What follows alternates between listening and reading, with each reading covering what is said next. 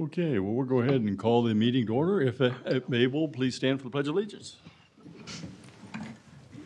Pledge allegiance to the flag of the United States of America and to the republic for which it stands, one nation, under God, indivisible, with liberty and justice for all. Okay, a roll call, Madam Clerk. Mayor Pape, Here. Councilmember Shavetta, Here. Councilmember Hands, Here. Councilmember Caldwell, Here. Councilmember Leahy, Here. Councilmember Neal, Here. Councilmember Ryder, Here. Councilmember Silvers, Here. Councilmember Yodridge. Here. Thank you, Madam Clerk. Okay, next item up is public items. Members of the public are encouraged to use this time to make comments about matters that do not appear on the agenda. Comments about items on the regular agenda will be taken up as each item is considered. Please note individuals making public comments will be limited to 5 minutes. Now, I do have two people that have signed up. Both of these will be on the agenda for Mr. Cohen and Mrs. Geringer. Is there anyone else out there that has other comments that are not on the agenda? Okay, I don't see anybody standing up, so we will, do not let me forget to call it, well, we'll make it. Well, those are during the public meetings. Next item up is consent agenda. All items listed in this heading are considered to be routine by the City Council and may be enacted by one motion. There'll be no separate discussion of these items unless the council member so requests, in which case that item will be removed, considering there's only one item on the consent agenda, and that's the minutes. Is there anyone that has any changes or discussion about the minutes before I entertain a motion? Okay, I see no one has any discussion. I would entertain a motion. Okay, Ms. Shadrich. Mr. Mayor, I move that the council approve consent agenda item number 1. Okay, we have a motion. I have a second. Mr. Silvers. I second that. Okay, we have a motion second. Madam Clerk. Councilmember Shavetta, Aye. Councilmember Hands, Councilmember Caldwell, Aye. Councilmember Leahy, Aye. Councilmember Neal, Aye. Councilmember Ryder, Aye. Councilmember Silvers, Aye.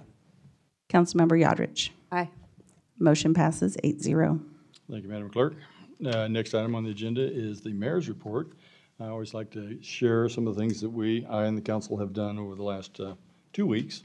I like to say I and several council members, I didn't want to miss anybody, so got the opportunity to engage with employees at the ice cream social and selfie day. So you might have seen that picture. I know that we had one taken. I didn't get to see it, but I'm sure that's out there. I and Councilmember Yodridge, Mr. Engel, and Ms. Gard attended the Cheyenne Mission School District 512 luncheon hosted by the Northeast Chamber of Commerce. The food of this event was prepared by the students, which was really interesting. They did a great job, and we learned of some of the great things that's going on in the school district where we were there. Investing in our students is an investment in our future, so we look forward to always working with the Cheyenne Mission School District.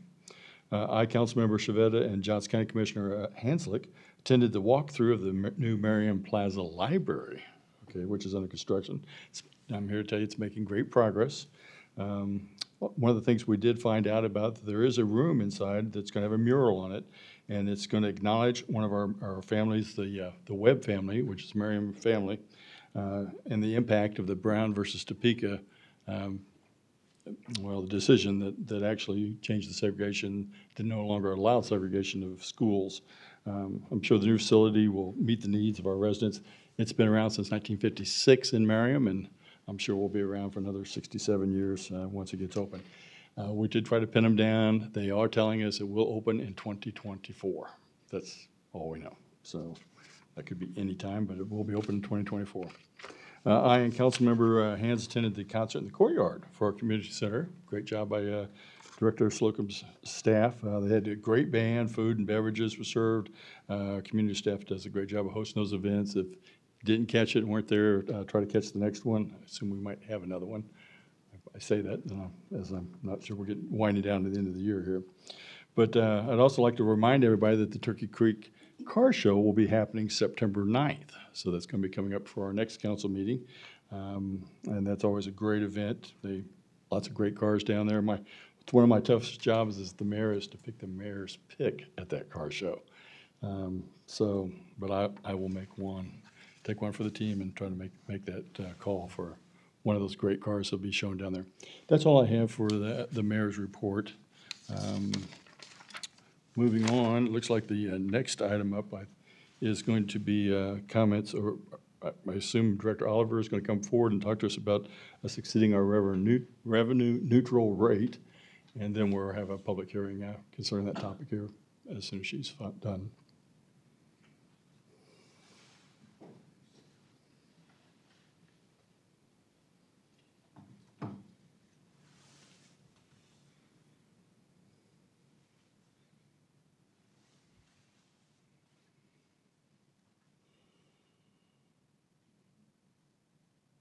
This is the hearing on whether or not.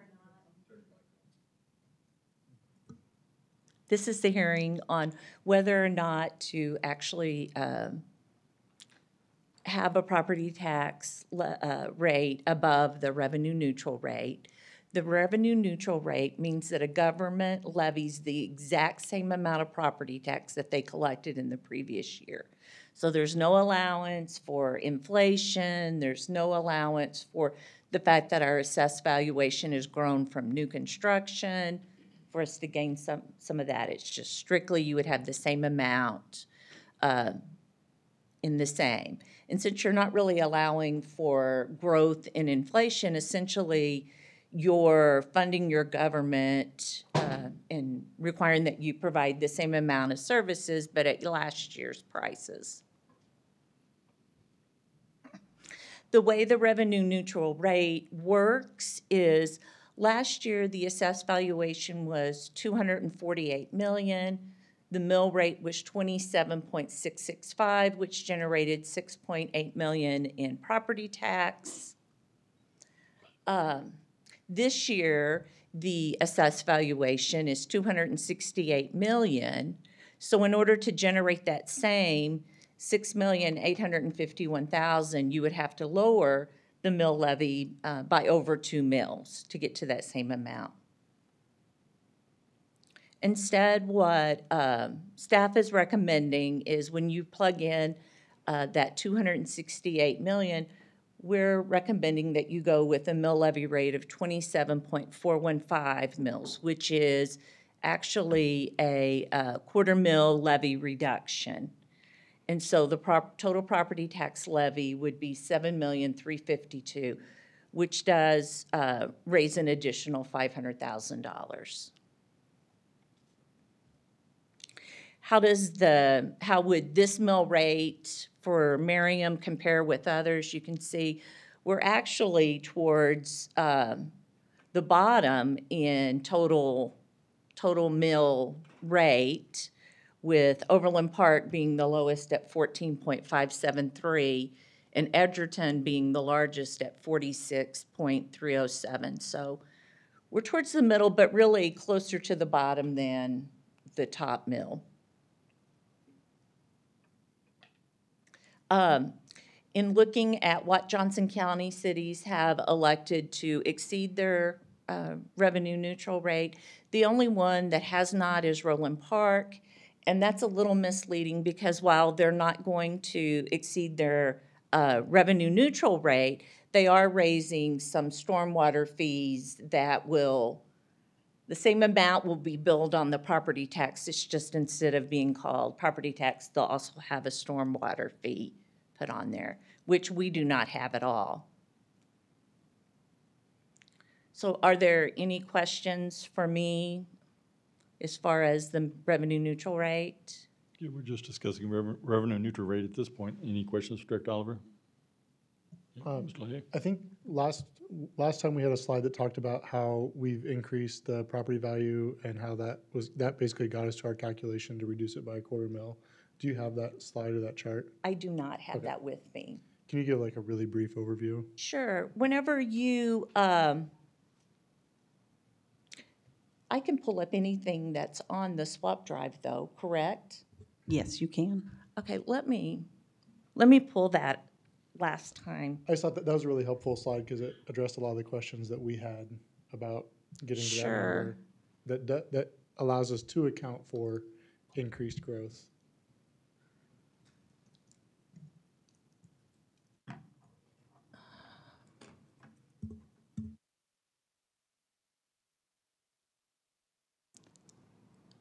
I can get into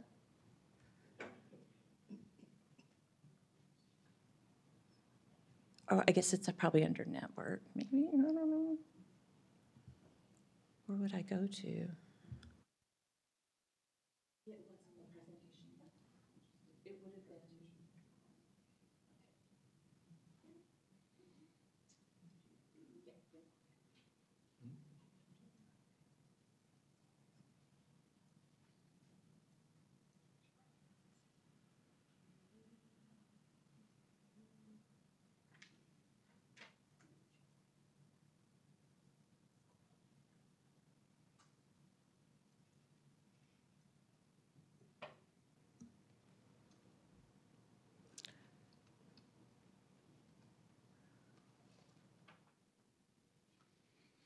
Okay, yes, I believe this is the slide you're talking about. I probably should have just included this.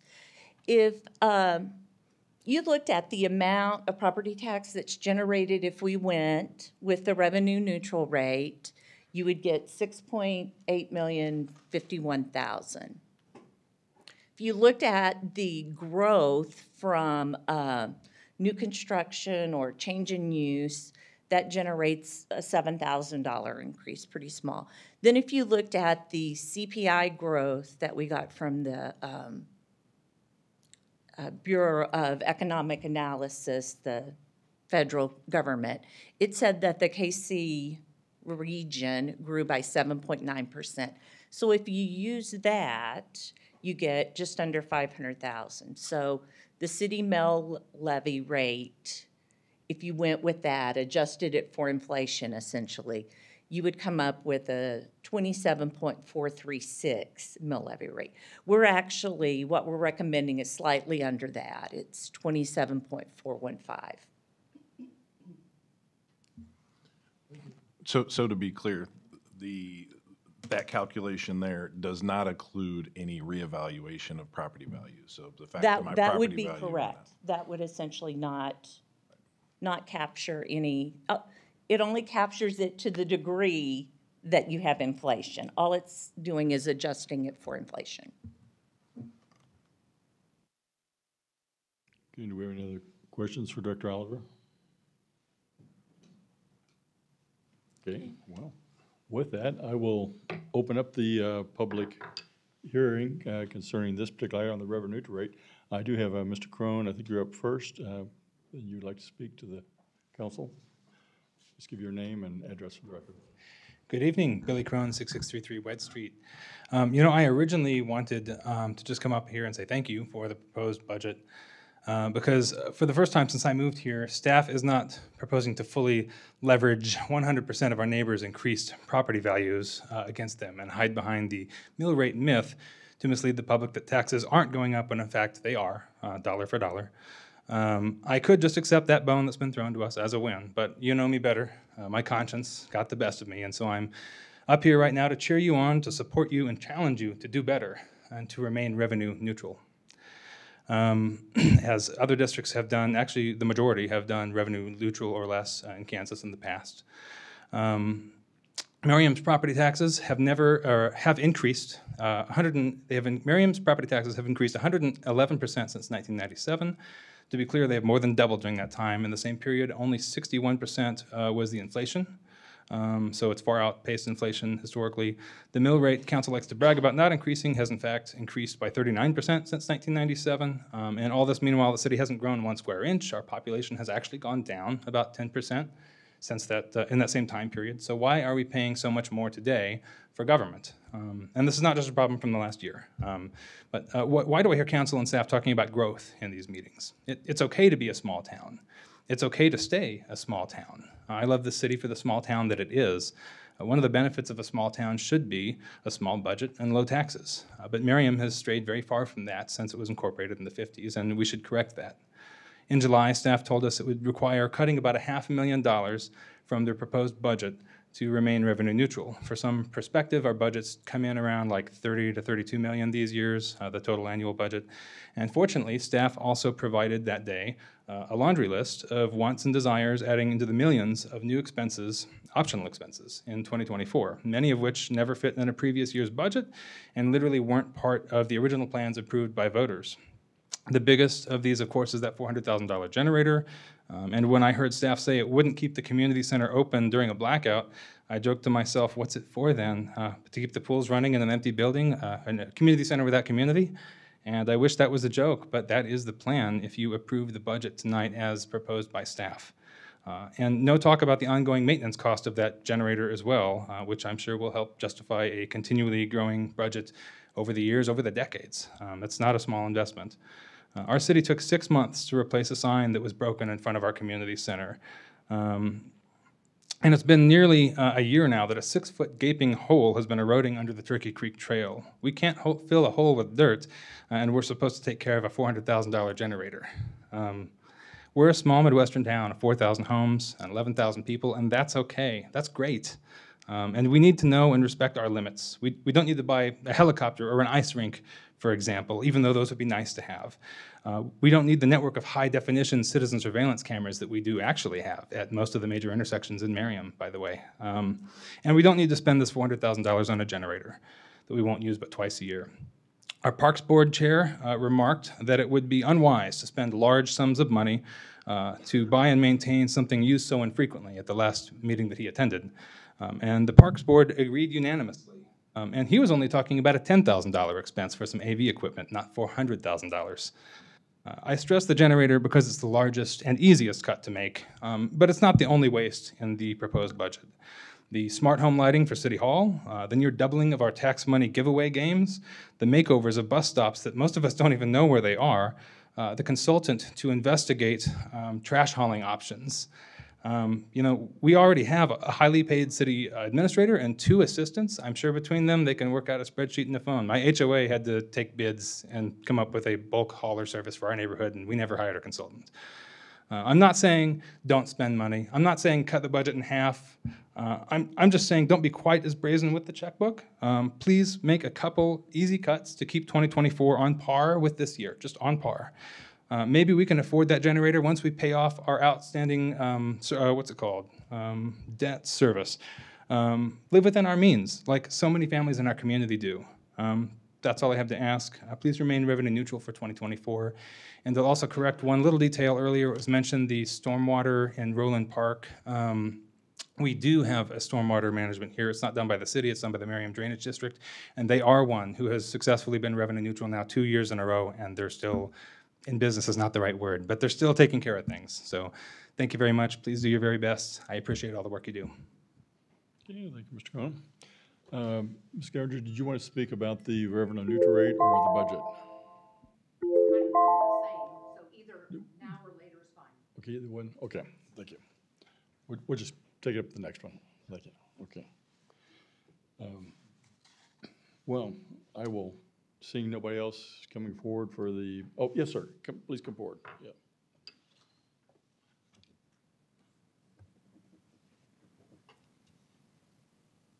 And state your name and address for the record. This is the revenue neutral rate meeting. The name is Stephen Allen, 5031 Farley. In regards to the revenue neutral rate, and I looked at the presentation there, you referred to a CPI rating of 7.9%. Now, I am more in favor of the revenue neutral than the proposed budget, but I'm curious as to what the rate was that you used for the current budget and how that matches to what in reality happened. Because it looks like you're trying to use a 7.9% rate to justify an increased budget. And I'm sure many of you have paid attention to the fact that the rate, the inflation rate, is decreasing in its increase, if that makes sense. Okay, so I'm not sure if 7.9% is a valid CPI to use in the budget. So I would much rather you stick with a neutral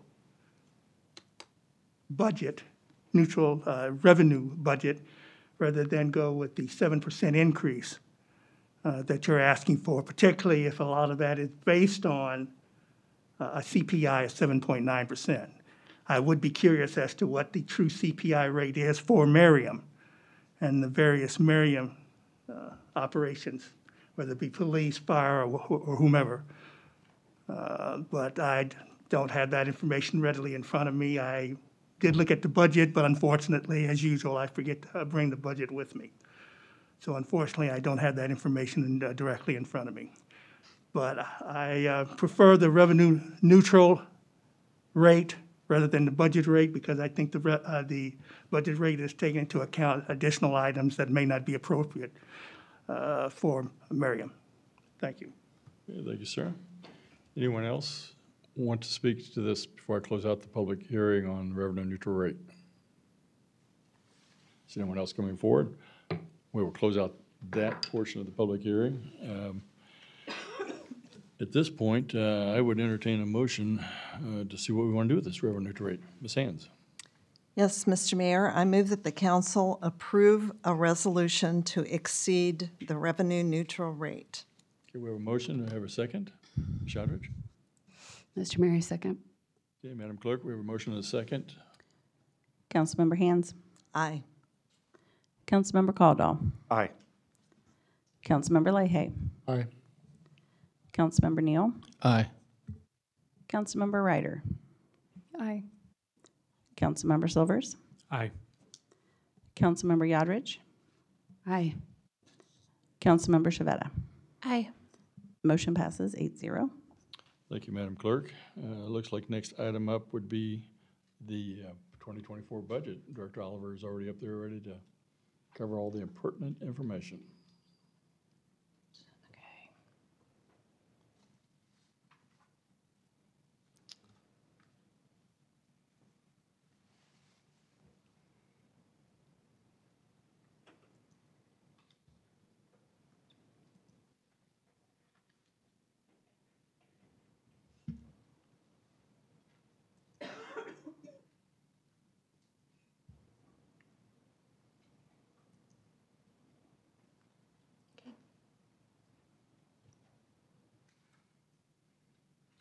Okay.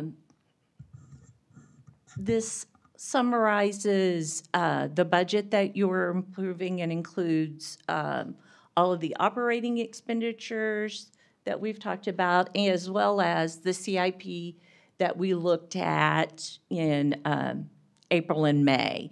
So it would be total expenditures of almost $43 million, transfers among funds of $8.4 million, and we would have an ending fund balance of $37 million. Any questions? Questions for Dr. Oliver concerning the budget? Okay, I see no questions. I will open up the public hearing concerning the budget. Mr. Cronin, we'll let you come forward first. Thank you, Mr. Mayor. Billy Crown, 6633 Wedge Street. I won't recap all the bullet points from earlier. Either you took them to heart or did not, but I just wanted to make sure I stood up, so it cannot be said I did not oppose during the budget hearing. I know they're separate hearings. I do oppose a lot of the items that are on it. Thank you. Thank you, Mr. Cronin. Ms. Geringer. Name and address for the record, please. Rose Geringer, 9931 West 56th Street in Merriam. Good evening, Mayor and Council. Thanks for the opportunity to give input on the 2024 city budget. Forgive me if I seem upset, but I'm passionate about my neighbors and hate watching them struggle to make ends meet. In 2021, the Kansas legislature made a good faith effort to ensure that Kansas residents can understand the reason for our ever-increasing property taxes. The legislature provided a way to understand how taxing authorities increase the dollar amount of property taxes even when mill levies are reduced. I've spoken to hundreds of Merriam residents over the past several months in my campaign for a council seat. And when they become aware of the projects and the grant programs that the council advocates, they're appalled. The money that's generated from sales tax and property tax does not belong to you. This money belongs to the shoppers, the residents, and the businesses who pay those taxes. Merriam City Council is not entitled to what citizens earn. A 1/4 mil reduction is insulting when our effective tax increase to the city is 7%. Residents and businesses have had to tighten our budgets due to inflation. And yes, inflation may currently be only 3%, but that does not negate the 9% that it was this time last year. Those numbers are already baked into the cake, so it's at 3% in addition to the 9% last year. 3 years ago, gasoline cost about $2 a gallon, and now it's almost $4. If you're charging an EV, your electricity rates have also gone up. My natural gas bill has more than doubled. I did attend the council's budget work session where 2 council members advocated for additional mill levy reductions. Mr. Neal and Mr. Caldwell were ignored as conversations on how to spend the windfall profit from our inflated property values took over.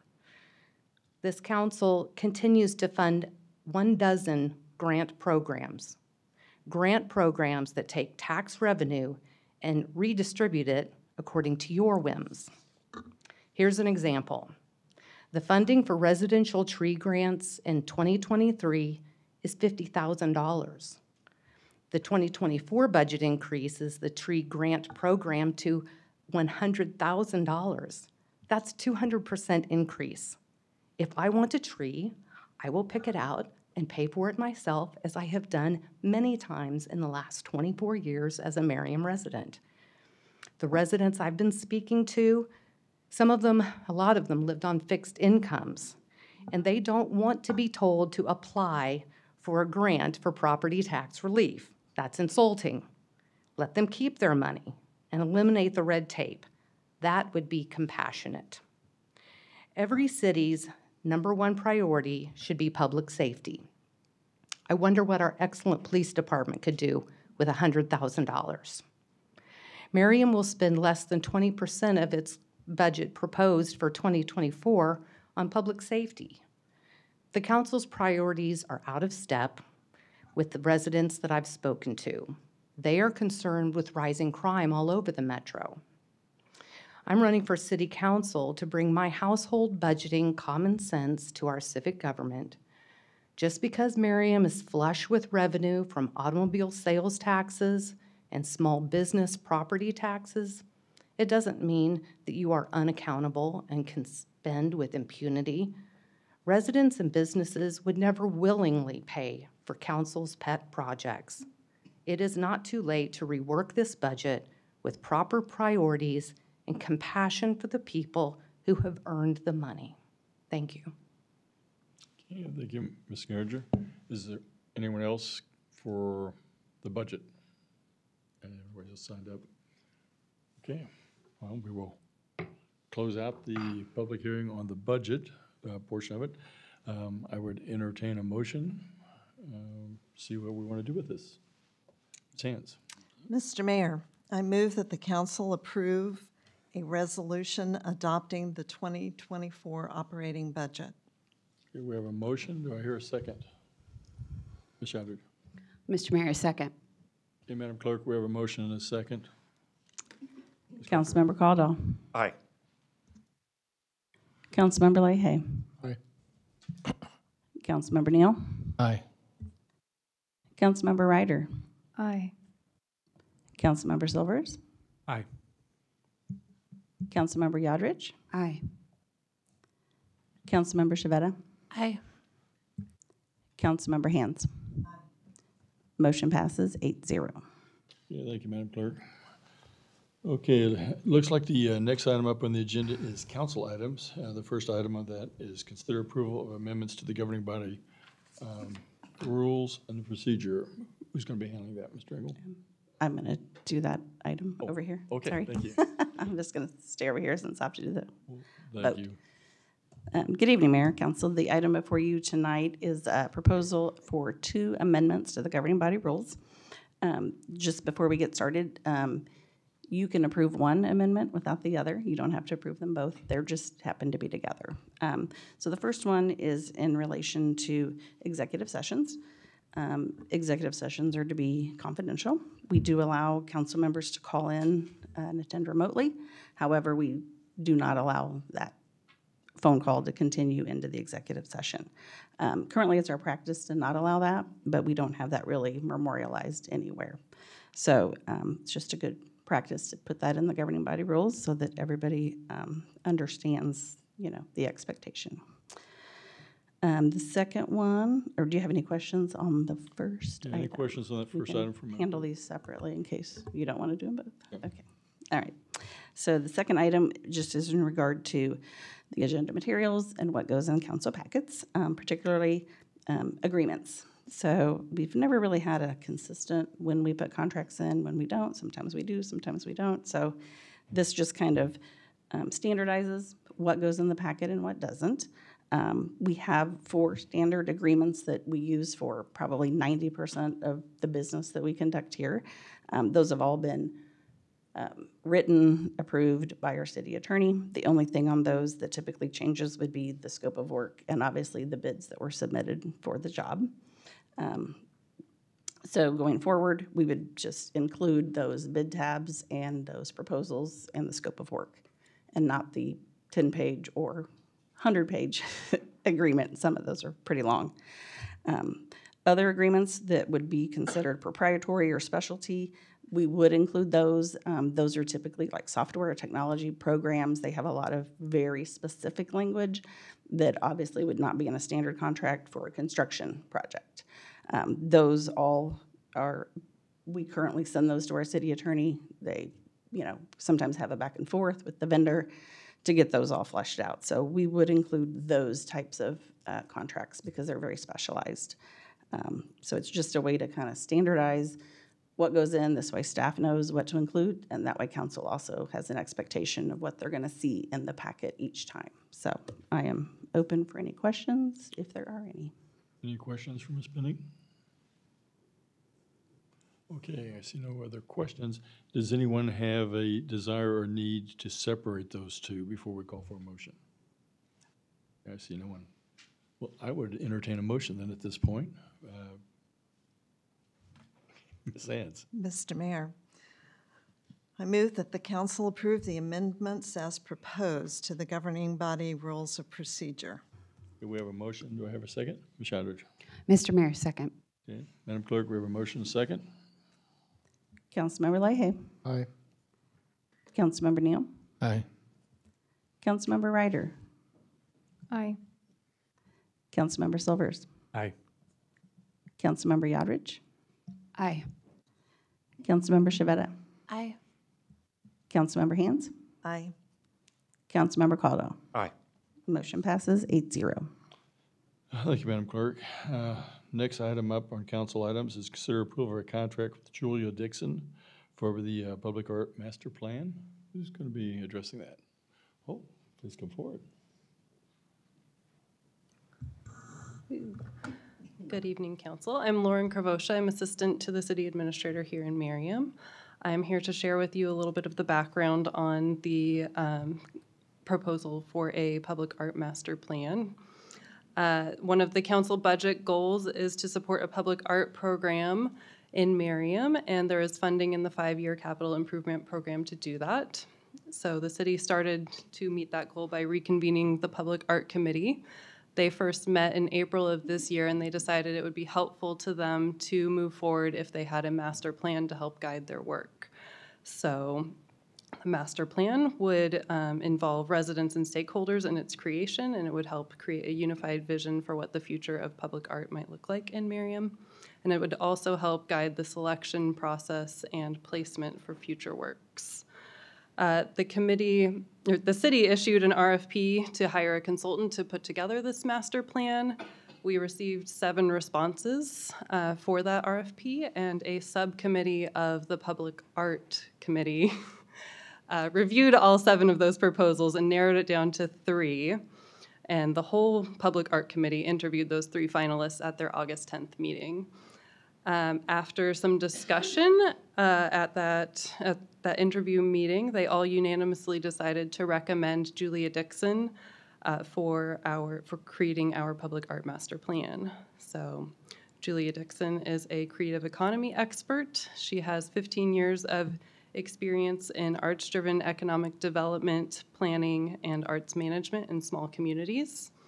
She was a co-founding member and chair of the North Adams Public Art Commission, and she has remained involved in many different arts and culture groups in her community. The committee has appreciated her enthusiasm and authenticity, and is also really liked her diverse project background. They think that she will bring a fresh perspective to the Public Art Master Plan, and they think the final product will be truly unique to Merriam. The committee is confident in Julia and her commitment to creating this master plan for us. So with that, I'd be happy to answer any questions. Any questions for Assistant Kravosha? Oh, looks like you did a good job. Okay, thank you. Well, I would entertain a motion at this point. Go ahead, Ms. Shadridge. Mr. Mayor, excuse me, I move that the council concur with the recommendation of the Public Art Committee and approve a contract with Julia Dixon for our Public Art Master Plan. Okay, we have a motion. Do I see a second? Okay, go ahead, Mrs. Chavetta. Mr. Mayor, I'll second that. Okay, we have a motion, second, Madam Clerk. Councilmember Neal. Aye. Councilmember Ryder. Aye. Councilmember Silvers. Councilmember Yodrich. Aye. Councilmember Shavetta. Aye. Councilmember Hands. Aye. Councilmember Caldwell. Aye. Councilmember Leahy. Aye. Motion passes 8-0. Thank you, Madam Clerk. Looks like next item up would be staff information, and it's a monthly finance report. Director Oliver gets to come forward again. The July finance report was included in your packet. We really continue to be on target with both our revenues and our expenditures. I have no real concerns to share with you, but would be happy to entertain any questions you might have. Any questions for Director Oliver? Okay. I see no questions. Thank you very much. Keep the money coming in. Okay. Looks like next item up is community development update. Looks like Director Dyer is coming forward. Good evening, Mayor, Council.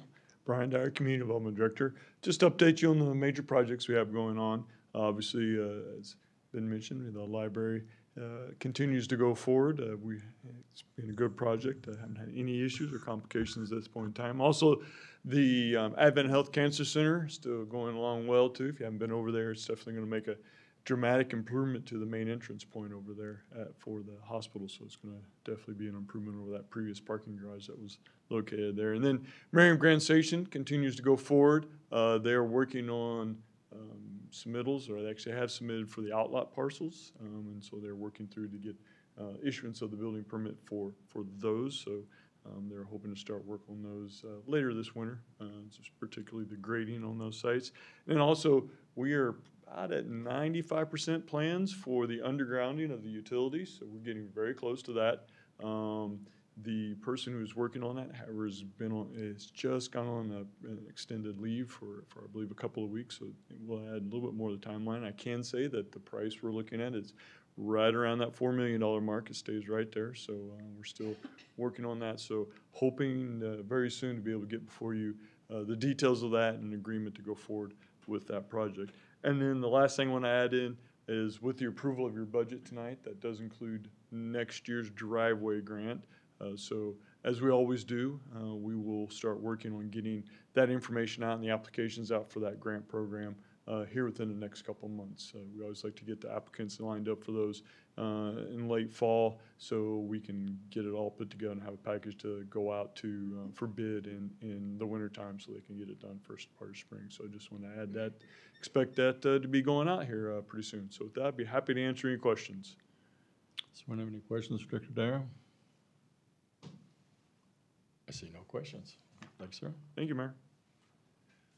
Okay, informational items. The Public Art Committee has their minutes was in the packet. As I assume Assistant Kravosia. I always want to call you Lord, but sorry. But I'll work on that last name. It would probably have the answers to any questions if you had any. Okay, don't say anything. Mr. Engel, we have anything from staff before we go to the executive session? Just that Wednesday is the deadline to RSVP for the SMEF breakfast. Shawnee Mission Education Foundation has a breakfast every year that is well attended by lots of local businesses and elected officials and residents of the Shawnee Mission School District. The date for that is Wednesday, September 13th. So if you could RSVP with myself or Caitlin by this Wednesday, the day after tomorrow, that'd be great, so we can get those names sent over to the foundation. Happy to answer any questions that you may have. Any questions for Mr. Engel? I see no questions. Okay.